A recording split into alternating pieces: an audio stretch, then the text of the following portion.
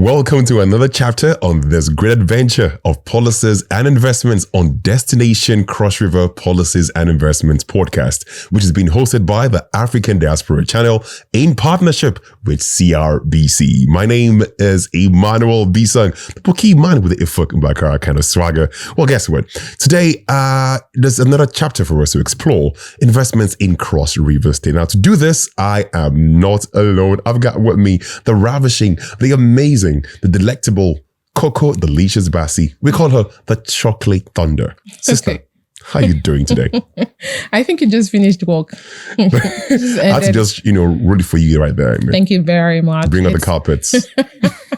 Well, thank you so much, King B. It's always amazing to have this talk time. And today we have a guest who is going to be talking with us on something very, very important. Opening our eyes or taking a searchlight to where it is happening, just in case you have no idea. Well, our guest this morning is a gentleman. He is a now naturalized son of the soil, I'd say. Yes. Because, well said. Okay. So we have the pleasure of hosting this very amazing gentleman, and he's done noble. He's going to be telling us some of the opportunities that we have in Cross River State where you can invest in and you can harness from. He's none other than Chibuike Egbujiem. Yes, it doesn't sound like a Calabani, but hey, Chibuike is a businessman and he is a consultant and founder of the Sound Mind Build-Up. Let me just leave it there. Thank you. Top of the morning to you, Chibuike. Thank you, Bisong. Thank you, Chocolate Thunder. Oh, yes. She makes it rain. Yes. Thank you for having me. It's a pleasure, and it feels good coming back to CRBC and on this new move. So Absolutely. I like it. Absolutely. Feels like home. I know. Yes. Well, interestingly, right? So many people would say that Cross River State is green. It's ripe for the most investments and all that. Now, I don't know if you agree, but we'd like to know from your take. What do you think about Cross River as the hub for investments, as many people are calling it? Yeah, I agree. I personally call Cross River State the best kept secret Really? of the Nigerian economic system. Wow. Yeah, because we know of Lagos, we know of Kano, we know of Port Harcourt, we know of Onitsha, we know of some states and cities that are doing well economically, but Cross River State has not emerged. And it's important that we know that tapping into the resources, human, natural, and I'll call political investment that is in Cross River State is a big boom. It is going to make, Nigeria have more GDP and more investment coming in. Wow. Okay. So do you think we have any unique advantages compared to other? Yes, we have human capital. We have youths that are ready to work. And anybody who puts an investment here won't run short of staff, won't run short of people that will work it. Then we have natural resources here in Cross River State that is yet to be, to be tapped, that is yet to be harnessed. We have... I think I heard Bong Duke the other day talking about the mining sites that we have in Cross River State. But apart from that, tourism, the last time we had the biggest, street party, that is the Carnival, we haven't tapped the resources in tourism as much as it's required. And then industrialization, because the government policies are going to the direction of industrialization in Cross River State. And, because all of these things are on their primary state, we'll call it on their cruise state, it's a big opportunity for investment. Yeah. Well, I was talking with somebody the other day, and it turns out that some people outside of Nigeria, outside of Africa, believe that most parts of Africa are just forest and people who are behind, they're backward, they don't know what's happening. And I don't know, it kind of felt like, okay, so there are people who have no idea that, we have something like this. People are enlightened in this part of the world. Now, bringing our searchlight back to Cross River State. Some people know Lagos, some people know Abuja, for all of the things that are happening there. And they have no idea that Cross River State, like you said, is almost like a secret or something that doesn't exist. Okay, that we have what we do have. Now, what do you think? How safe is Cross River State for somebody who probably does not even know Africa to start with, and then you're moving from Africa into Nigeria and all the way into Cross River State? Yeah. How safe is Cross River State for such investments? So I think Cross River State is one of the safest places to do business in Nigeria. And in Africa, I would say, because I've been here for close to a decade, and there has been no news of any insurgency, any clash, or any kind of thing that is in the national news, making wave. We have other states in Nigeria with that kind of, occurrences, but with close to 10 years in Cross River State, we've not had that.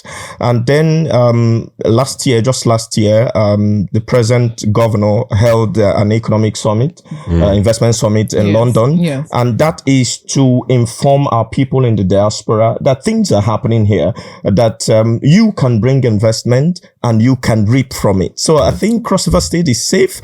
The political apparatus are working so hard to keep Cross River State, safe, and the people also, because security is not only for the government. Absolutely. The people are welcoming, they are receptive, they are good. I've been here and I've not been scammed for once, right? There's no police case. There's no such, issue coming up. So Cross River State is a place where if you put an investment, you can be sure that there's no kind of, turbulence that will affect it. Okay. I think I like the fact that you said you haven't ever been scammed in Cross River State, because I realize that it's not just in Africa or in Nigeria that, wrong things happen in terms of being scammed, because these things happen elsewhere in the world. But thankfully, you have a good story to say. Okay, so we have so many areas. I'm narrowing it down to Cross River State. Okay. We have so many areas where people can invest in. Okay. Now, with the Calabar Carnival, people already have an idea that, it's a hospitable state, so people can invest in hospitality. But beyond hospitality, what other avenues, what other sectors or areas can people actually look into? Agro-processing. Okay. Cross River State is a producer of food. And the issue is that we don't have storage facilities that could keep those things for longer than they can stay naturally. Then we don't have enough transportation system. In fact, we don't have a transportation system. We just use, minibus and, other kind of vehicles. We don't have trucks that are meant for transporting certain kinds of products. Then that's an opportunity. Then processing. We mostly deal with crude, raw, farm produce. We don't have enough processing plants that can turn the cassava into starch, into other product. We don't have the facility that can, handle rice well here. Although we have some, but they are not functioning well. The people from the diaspora can put money to make sure that we have enough processing plant here in Cross River State, and we don't need to transport to another place, or we don't need to just keep it raw, right? So there is agro-processing, transportation. We can also invest in the production. What I mean in growing the plant, because our farmers don't have enough seedlings, they don't have enough technology to plant, to take care of the plants till they reach the harvest period and all of that. So when you look at agriculture, the agricultural value chain is so rich that if we can talk about it for the next 1 hour, then you leave agriculture, you come to industrialization. So you find out that the garment factory is coming back. So when you talk about fashion and all of that, there are other factories that are being revived. There are opportunities for investment. So apart from agriculture, apart from industrialization, apart from what do you call it now, tourism, you can talk about skill transfer. the people in diaspora can bring their, world practice, best practices to Cross River State. I say, in Holland, in England, in America, this is how this is done. We can transfer that here. If you put it here, you see that there will be a lot of opportunity coming only in knowledge. The knowledge sector, not even where it is applied. Okay. Now let's look at some specific areas, right? Okay. So, for example, you mentioned processing. Yeah. And Cross River has been known in recent time to be like a hub where many from the west, even of Nigeria, come to harvest cocoa. Okay. Right, in lots of bags, and you see trailers and all sorts. Let's look at the cocoa value chain. What do you see as room for investment for investors into the cocoa of Cross River State in particular? So when you look at cocoa, you look at chocolates, right? Yeah, I think I like that. You look at other value, other product that comes out of it. So I think recently the government is doing something about processing here in Cross River State, but which means is a market. Absolutely. Right? Is a market. So what we need to do is to enable the farmers to get more seedlings, to do more plantations. So when we do more plantations, it will be too much for just one company to handle. So we have 2-3 companies handling it. So when we come on the processing, you have 2-3, factories or plants processing here in Cross River State. I'm not talking of taking the raw material to somewhere else. If we do that here, when we take off the finished product, chocolate and other things in it, when we get to another country, it becomes the resources that we come back here. So the value chain is heavy. We can put in enough investment, and we don't allow one company to monopolize it. Okay. So there is the reality, which is the fact that the deep sea port is beginning to emerge in Cross River State. And that's been a long conversation, and thankfully it's beginning to happen in Cross River State. Can you speak to that situation of the deep sea port and how this could mean well, even for investors? Compared to before now, we would have to move our things all the way to Lagos State and all that. But then again, with the deep sea port, how can that change the game and make Cross River even more friendly for investment? In fact, it's a game changer. I would commend the present government for thinking about that, because like we're talking about transportation system for agricultural produce, the longer it stays, the dangerous it is for the farmer. Because if you are supposed to take something like tomato from here to Lagos first, before exporting, for example, if you are exporting raw, then before you get to Asaba, the whole thing is bad. So if we have the deep sea port, instead of traveling to Lagos, you can move to what's this local government now where the deep sea port is? Bakassi deep sea port, and it moves. So it makes transportation easier, more convenient, cheaper, right? And even more accessible to other parts of Africa, because it's closer to other parts of Africa to have access to what is happening in Cross River State. So it's a game changer, is an enabler of the economy of Cross River State, right? It will help importation of equipment. I'm not talking of raw, I'm not talking of finished product, right? If you are doing a plant here, instead of bringing it to Lagos, your equipment, you can bring them closer here. You don't need more heavy transportation to take it to your site. So it will enable, investment from the diaspora, and it will enable products from here to get to the international market. Okay. Interesting. Well, let's go back to security. Okay. Because you can't assuage the fact that people still are afraid. When we hear what goes out there to the wider world, that, we're still grappling with terrorism and insecurity, insurgency, and the lot. What are strategies you think that the government of the day can actually put in place to ensure that, okay, I'm an investor from outside the country. I really see opportunities in Cross River State, but I am afraid of, the security challenges. What are those things that you think the government would put in place that would make someone of that nature confident to come in and say, okay, they've got my back, I can actually go in? Okay, so there's actually a project we are working on, and one aspect of it that interests me, or that makes me feel that the government is not handling this alone is the stakeholder engagement. Okay. So any project that comes into the state goes, have an aspect of it that deals with the stakeholder engagement. Now you talk to the village chiefs, you talk to the churches, you talk to the native doctors, because we won't, they are assistant, of course. They own the land. Yes. So we're in all this together.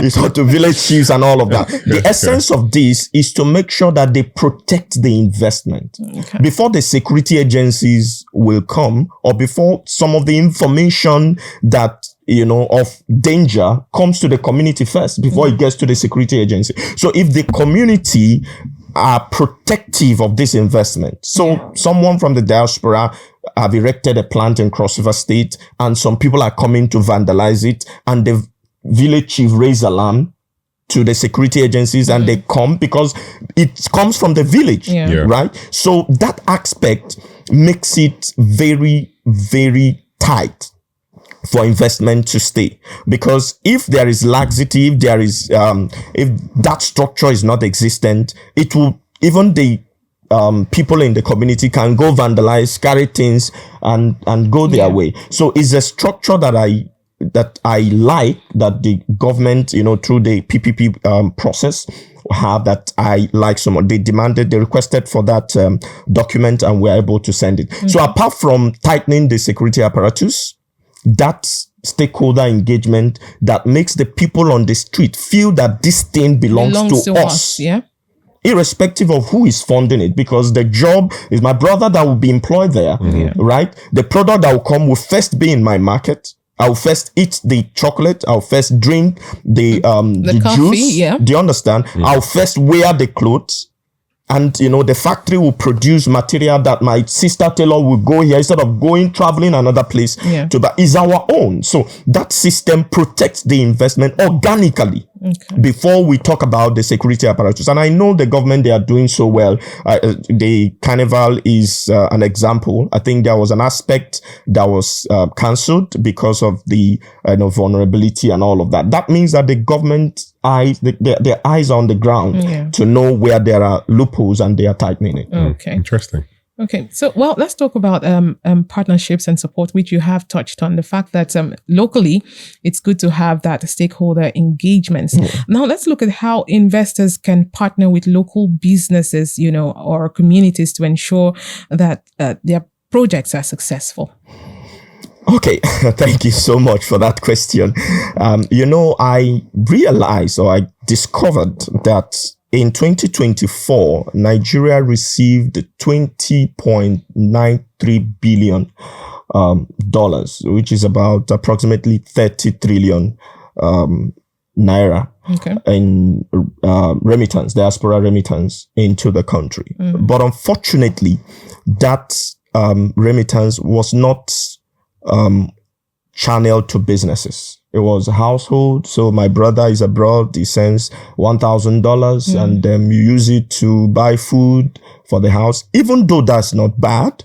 But I think that our brothers and sisters in the diaspora can have an investment that yields return, in Nigeria. So one of the ways they can do it is, a lot of people who want to invest in Nigeria, they send the money to their brother or to their sister and say, okay, buy land, do this one. And in 10 years, the land is nowhere to be found. The house is nowhere to be found. If you find the house, it's still on lintel level, or DPC. When you have finished the building in your head. Do you understand? So I will advise the people in the diaspora, look for companies whose job or whose business is to do this thing. For example, you want to send trucks or truck head. Don't send it to your brother.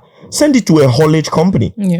Right? That has the track record of doing this business. More accountable. So that they can return to you. If you want to give your brother money, you give him money from the proceed of that. Okay. Or you send this money to this so and so person for so and so. Why this person handles the business? So the error of sending money to family members to do all of that is something that I know some of them in diaspora are learning, although through the hard way, but that is an important channel they should discover. Go through official businesses that have track record of doing that kind of business. Exactly. So ask, what problem is this business solving? Okay, we are into agriculture. What aspect of agriculture? Is it transportation? Is it plantation? Is it, processing? So that you know what you are investing in, and you know that there is market for it, and not perceived market, but there's an actual market. Even from where you are in England, in Scotland, in Ireland, you know that they need Gary, and you are investing in Gary processing, so that you know that, okay, you have 2,000 bags, we can offtake and send to those places. So they should follow, official businesses that have CAC document registered with tax certificate. You know that there's an auditor that can audit the account and tell you how much your own investment is worth at a particular time, so that you don't, run into trouble trying to invest and you say Nigerians are bad. We are not bringing money again. The one we brought, we are not seeing it. They are doing this one. They are doing that one. You have a problem, because you are not following the rule channel, of business. Okay. So that's that. Okay, so now there's a very critical part in the government's policy in recent time, which came up and has to do with PPP. Yes. Many people are not so aware of that.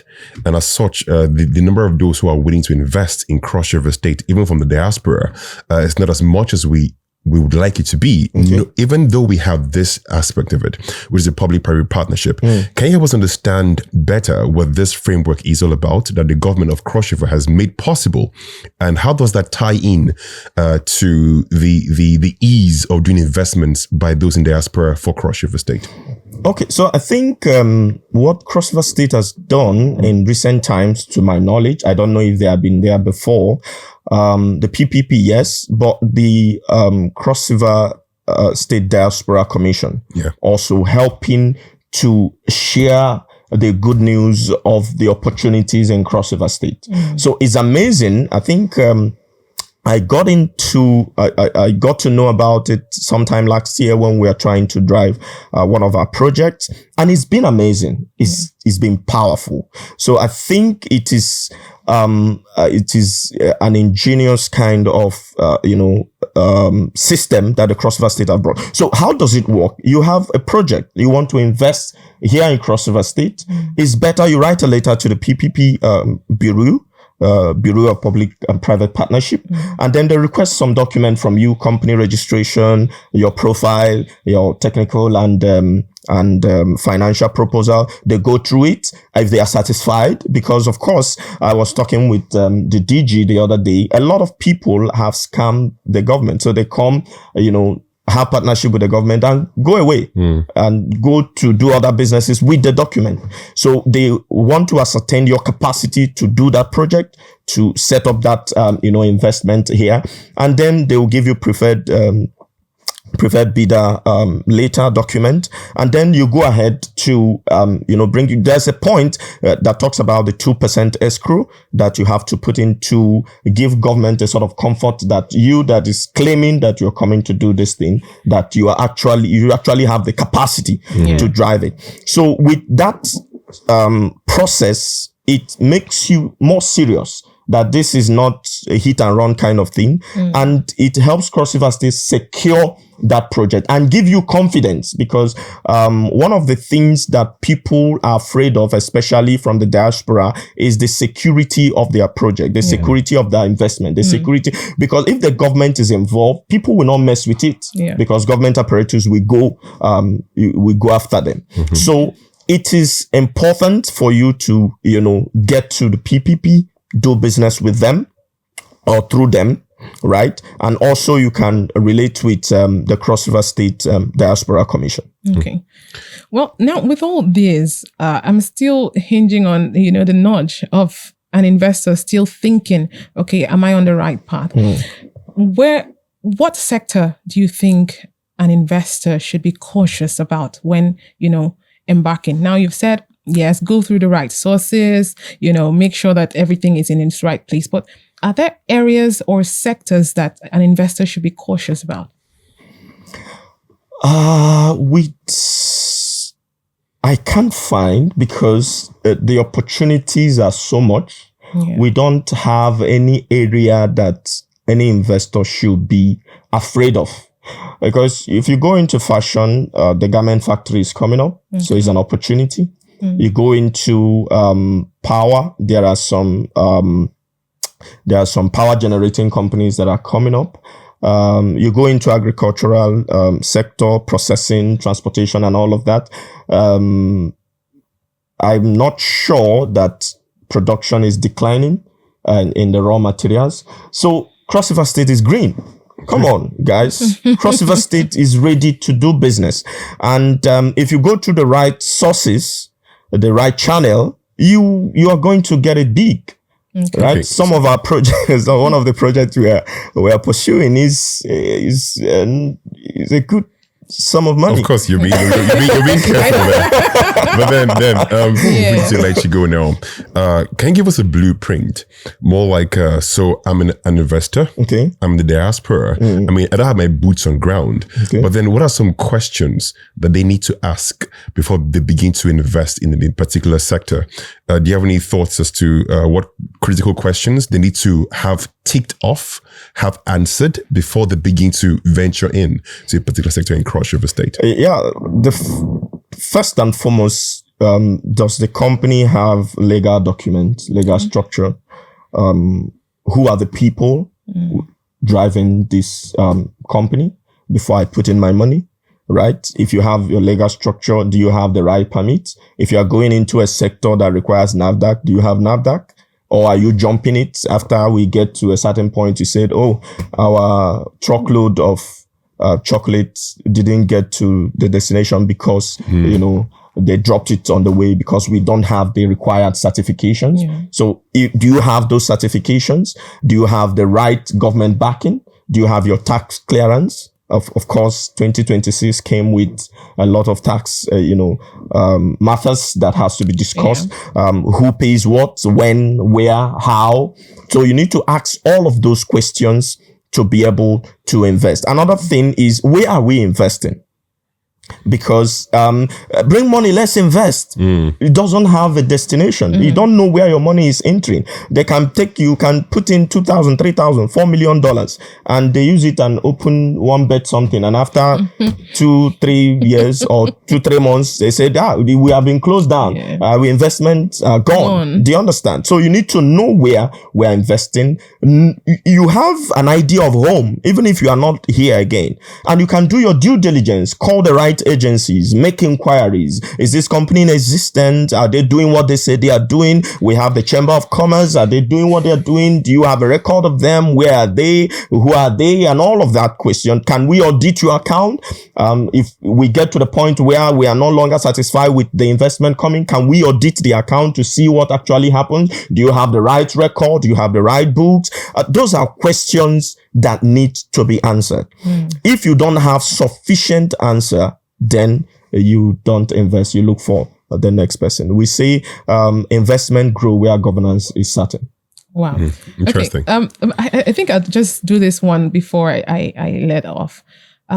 While we celebrate a lot of good things happening in so many sectors in Cross River State that is boosting our economy, what do you think are the biggest challenges we face in business in Cross River State, and how do you think, or how are they being surmounted?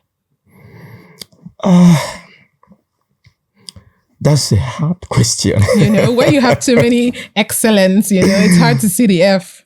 So I think the challenge is that a lot of these things we are talking about are in their primary stage. It's not, they are still we're trying to structure them. It's an opportunity because we have started talking about them, but they are not mature yet. Okay. So you don't expect to put in $4 million, $1 million, and you are expecting return the next month because these are infrastructure we need to put down, processes we need to organize, and an investment. So I see it as a weakness, but even though it's a strength because we are talking about it, we are making investment in it. Another thing is quality manpower. Okay, we have the number, but we don't have the quality. Okay. So there will be a requirement of training. We need to train, and training is not cheap. depending on the level of training that you want. Some of them you need to fly the expatriate from abroad to come and train them. Only the logistics alone is. But apart from all of these, little minor issues, I don't think there's any serious big challenges. Okay. Yeah. Okay. So because I would say another challenge we might have if the government have not taken is government policies. Okay. But government policies are already going in that direction. There's PPP, there is Cross River State Diaspora Commission. So we have policies in that direction. So we don't have a problem. We have government backing. Okay. All right. So I remember not too long ago, I was having a conversation with the Commissioner for Special Duties, Honorable Odenewa. Okay. And one of the things that was touched on in that brief conversation was the possibility of companies that are already existing having their branches within Cross River State. So for example, you could have a Facebook or an Andela, for example, having a branch within Cross River, doing business from the ground here. What are your thoughts around persons in diaspora who may already have existing businesses but want to open up branches, not coming in to start up something new, going into the farms or going into this business, not to begin a fresh business? What are your thoughts about them bringing their already existing businesses that can work for the Cross River environment or the African, ecosystem? Okay. What are your thoughts towards that? So I think that's possible, but you know that business survive where there is demand. Yeah, sure. So if you're doing a business in the US and there is no demand in Cross River State, it will be foolishness to set up a branch here just because you want to satisfy the equation of having a branch here. So if there is enough demand here, why not? Cross River State is open, right, for business. So do your due diligence. If you can't do the research from where you are, there are contacts you can have here. Okay, I do this, I do that, I do that. Can you help me do a 1 month research in Cross River State and see if we have enough demand that can drive the business, if we bring it, because bringing a business from the US or from the UK down here, you need an office, you need infrastructures, you need labor, there are a lot of things you need. If you need government permit, you need all of that. If you are producing something there and it enters Nigeria, SON will come in, Standard Organization of Nigeria. If it is food or something, NAFDAC will come in. Whatever it is, you have an agency that will verify them to bring them in this our climb, right? So do your due diligence. The environment is green, the population is growing, and the infrastructures are there. There's government policies driving on business, public-private partnership, and all of that. So once you have the demand and you're going to get return on investment, why not come to Cross River State? Okay. So when you say due diligence, some might be wondering which agencies can we go to begin to make inquiries and to seek for help to do due diligence? Which agencies do you think within Cross River? Well, we have the Ministry of Commerce. Okay. I think there was a trade fair that they did sometime last year or thereabout. The Ministry of Commerce can have an information for you. You can go to the universities. They are doing research. So what's the latest thing that is coming on board? We are not going to put them in the academic books, but it will help us get an information of what is happening on ground. Or it can help the lecturers tilt their research topics towards, what we're doing. I was in the US 2 years ago, and something very important, I took note of something very important. The research that they were doing in the universities were demand from companies. So, there were real cases. Yes. Not just so imagined. Delta would have to improve on their product. They will go to universities and say, okay, you have people in this area, in this area, in this area. Can they help us do research on the possibility of getting this thing done? So I was with my friend who we are now partnering with at Georgia Tech University in Atlanta. And he was showing me some of the students who are already doing projects for companies in town. Right? So those students are earning from the companies because the companies are funding the project. So I think it's something we would also bring in here. People in the diaspora, okay, I want to go into food processing. Can we have people in the nutrition department do this project, help us do this research, get the answers? We will fund it. And through that, you get it done. So the other agencies, they are independent consultants like myself. right, that can help you do due diligence, go to that place. Because some of my friends that I do business with who are in the diaspora, they want to go there. They want you to speak with the manager, speak with the DG, speak with the commissioner. Yeah. Let's have interface with them. Let them know that we sent you, or we are trying to do this thing, real life information, and I give them feedback, and we are good to go. So there are a lot of sources that you can use to do due diligence. You can also do due diligence. If they send you CAC document, you can go to send someone to CAC office, or help someone to verify the document, know if it is verifiable, if it is true, if it is genuine, and you can get all those information. Absolutely. Well, it's really amazing because one thing which you've mentioned today is the fact that that era where you send money to your brother to begin a business for you, or build you a house, or build you a house, and then the money goes to nothing, and then you now blame it on Africa. Yes, of course. That's what we hear. Yes, you blame it on Africa. You blame it on your people. Say people they are mismanage our money. Is you are the problem? Now there's a proper path to that, which is very good. So you go through the right source to get things done, even if you're not in the country. Yes, for example, you want to build a house, contract an engineer that has a construction company, right? Tell your brother to monitor it. Simple. And give you feedback. That makes a lot of sense. You can put your brother on a salary instead of giving him the whole $5 million. You can put him on a salary, okay? Go there, check what is happening, take pictures, send to me, take videos, send to me, I'll pay you. But the actual work is being done by someone who's qualified to do it. Do you understand? The actual work is, I have somebody I know who sent money for 10 years. From one of the brother, started the business, the building. Then he realized the guy wasn't forthcoming. He went changed to the next brother. And the next brother did the same thing. He went to the next brother, and the next brother did the same thing. He went to the next, because they are about 10. Wow. In the family. And he was willing to keep trying. And he was really, and he didn't know better. Has such a big heart. The emotions mixed with business doesn't work. You understand? You can't arrest your brother. They will bring it in family meeting and say, Chibuike, why are you? But if it is a construction company, you can sue them. And they can refund. The government can come in and say, they paid you for this service and you are not delivering, refund the money. They can refund you. So you can get that done. Very true. I mean, wealth of experience in one man. That's a good one. That's a good one. I think you've done the job. You've given us exactly what we need to know in terms of, harnessing these areas that are open for investment. Absolutely. Yeah, right? Yeah. And also like the fact that he kept saying chocolate, Yes. Because we have a representation here in the room. The last time I was talking with Buisness, I said I shouldn't be calling brands. If not, they will charge me for promotion. Chocolate is fine. So we have one here. You won't charge me now. The chocolate founder herself. It's all good. I think so far so good. We had a really great conversation. I'm very sure that those in the diaspora would have been taking notes on pen and paper, literally, because these are the blueprints which they need to begin to take that first decision, the next step, and all that kind of thing. So, that's what you get literally right here on the African Diaspora channel. And of course, this particular part of it being the Destination Cross River policies and investments. Good thing you also touched on policies too, about the PPP and other matters. Cross River State Diaspora Commission. Making it very possible for you to invest in Cross River State. So, Coco Delicious Bassi, the chocolate thunder.